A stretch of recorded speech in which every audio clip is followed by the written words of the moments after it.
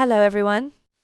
In this video, I'll show you how to create a simple workflow in n8n step by step. If you're a beginner, this will help you understand how n8n works. In n8n, you create workflows. A workflow is just a series of steps, and each step is called a node. Let's create a new workflow. I'm going to rename this workflow. First, click on the plus button and choose Manual Trigger. This is the starting point.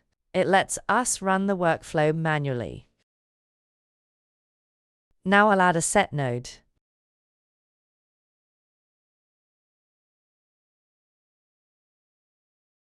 We connect the nodes to define the flow of the workflow. Here I'll add a simple message.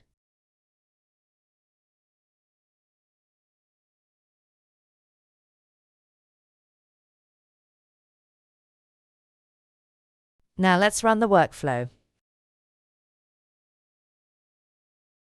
As you can see, the workflow returns our message. This is a very simple example, but now you understand how workflows, nodes, and execution work in n8n. You can now start creating your own simple workflows. Thanks for watching. If you found this helpful, feel free to subscribe.